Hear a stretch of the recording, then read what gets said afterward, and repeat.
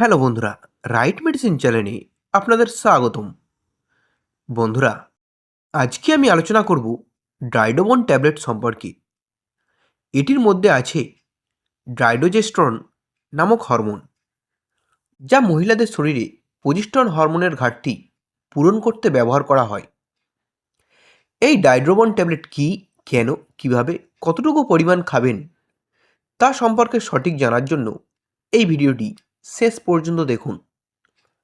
বন্ধুরা, আপনি যদি আমাদের এই রাইট মেডিসিন চ্যানেলটি সাবস্ক্রাইব করে না থাকেন তাহলে সাবস্ক্রাইব করে নিন।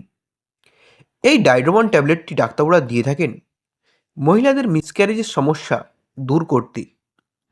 যে সমস্ত বন্ধুদের প্রেগনেন্সিতে গর্ভপাতের ঝুঁকি থাকে তাদেরকে ডাক্তাররা এই ট্যাবলেটটি দিয়ে থাকেন তাদের গর্ভধারণ ধরে রাখতে।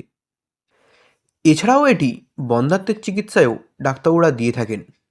যারা দীর্ঘদিন ধরে প্রেগনেন্ট হতে পারছেন না, তাদের প্রেগনেন্ট হওয়ার সম্ভাবনা বাড়ানোর জন্য ডাক্তাররা এই ট্যাবলেটটি দিয়ে থাকেন।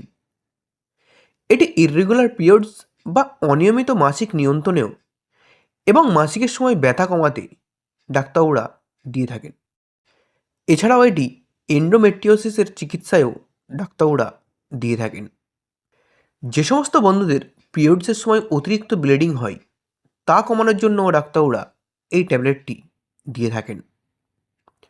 বন্ধুরা, এই ডাইড্রোবন ট্যাবলেটের ডোজ ডাক্তারবাবুরা রোগের ধরন, বয়স এবং শারীরিক অবস্থার উপর নির্ভর করে নির্ধারণ করে থাকেন।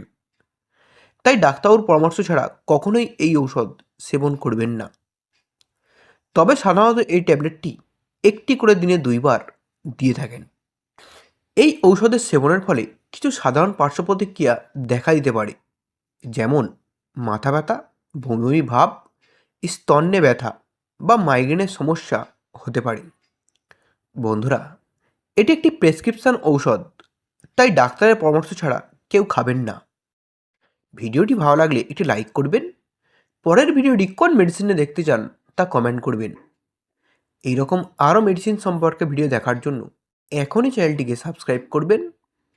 ভিডিওটি শেষ পর্যন্ত দেখার জন্য আপনাকে অসংখ্য ধন্যবাদ।